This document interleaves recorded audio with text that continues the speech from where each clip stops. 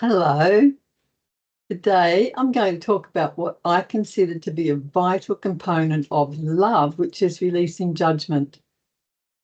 There is absolutely no chance of achieving any form of enlightenment or heart mastery if we are in the habit of judging anyone or anything. And this, of course, includes judging ourselves. Our spirit cannot possibly soar with a judging mind. If we want to live a life of love, we need to swim away from the collective current, march to the beat of our own heart, and transcend the need for judgment, always respecting the free will choices and journey that other souls are on. In this day and age, we are living in a world that is like a sea of judgment of epidemic proportions, where people pride themselves on their ability to play judge and jury. Most people feel empowered when they have judgmental opinions, and all it does is puff up egos when the desired outcome is to get our ego strength right down so that our spirits may soar. So what exactly is judgment? Judgment is a cold, icy, heartless, heavy energy that is completely devoid of love. It's a mental plane activity about deciding what is good or bad, right or wrong, superior or inferior about ourselves, others, and the world. And this also includes making comparisons, having opinions, and biases. And because it's an activity, it chews up a lot of energy unnecessarily. The more we judge, the more heaviness, separation, condition, and limit we manifest in our lives and collectively in the world. In our chemical terms, it is the mechanism that places a clamp on love, which is the natural stuff the universe is made up of. And this action automatically drops that energy down into the bandwidth of fear. So it's how we end up with fear in our systems. And with fear, we contract and get stuck so that energy can no longer flow as it naturally should. It's like we shrivel up energetically and become so much less than we could be. And when energy isn't flowing, we run the risk of manifesting health issues of some nature due to the deprivation of life force. So yes, it is a completely superfluous activity.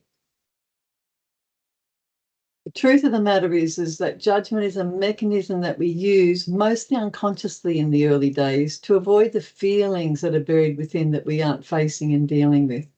So we actually judge what we most want to avoid and deny within ourselves, and then use it as a way of controlling and manipulating our environment, which means we are controlling and manipulative. With judgment, we are able to suppress our feelings and project them out into the world so we don't have to face and feel them. This isn't so effective in the long run because they keep coming back up anyway in the form of someone or something triggering us. And when they come up, they are still at the same age as when we hid them away, which is why we might suddenly find ourselves acting rather childishly. The minute we play judge and jury, we automatically pollute the situation with fear. So, for example, everything we judge to be wrong in the world, we're actually adding more fear to it and thus perpetrating it in some way. When we judge ourselves or beat ourselves up, it erodes and extinguishes our worthiness and hence stunts our growth. When we judge something, it means that we don't understand what's going on. So energetically, it's like sending a message to the universe which says, I don't understand this. Please help me to understand. So then we will eventually become what we judge so that we can learn to understand it. When we come to a true understanding of why something's occurring the way that it is, which is compassion, it becomes impossible to judge it. We realize that everyone is doing the best they can with the resources they have available, and this is just their chosen learning in these moments. Whether we learn the lesson slowly and repetitively or gracefully and directly will be linked to our willingness to release our judgment and attachments. A big key to releasing the judgment is acceptance of ourselves, others, and the situations we find challenging, which means accepting ourselves exactly as we are in this moment, warts and all, For this is the place where all healing begins, where we open up to loving the unlovable. Big doses of tolerance can be a wonderful antidote to judgment.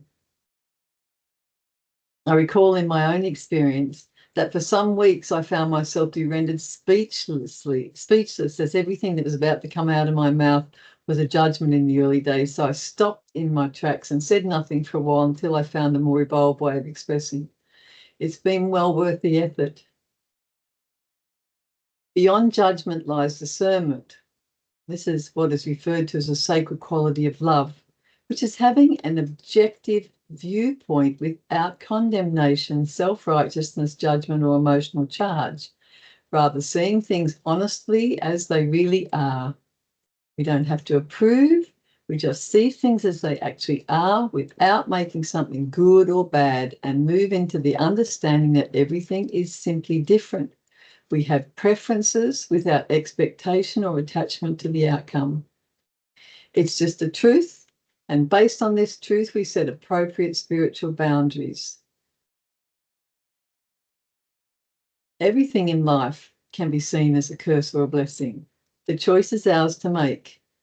We deny this when we label what happens to us either as good or bad. There is no right or wrong, only the choices we make and their consequences, which is just learning in a benevolent universe. I love this old Zen story which illustrates this lesson most effectively.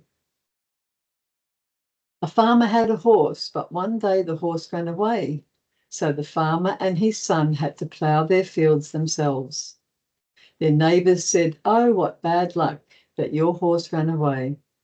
But the farmer replied, "Bad luck, good luck, who knows?" The next week the horse returned to the farm, bringing a herd of wild horses with him. "What wonderful luck!" cried the neighbours. But the farmer responded, "Good luck, bad luck, who knows?" Then the farmer's son was thrown as he tried to ride one of the wild horses, and he broke his leg. "Ah, such bad luck," sympathised the neighbours.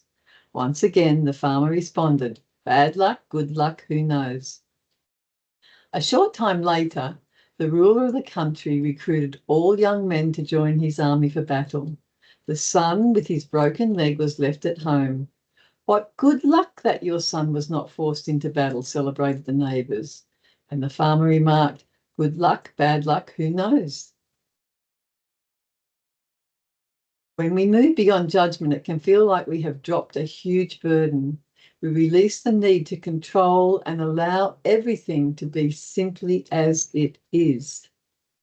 We can then return to love and a lightness of heart and spirit, a most liberating way to experience life indeed. So this is a nutshell encapsulation on judgment. I go into a lot more detail on the topic in my classes and sessions with my students and clients.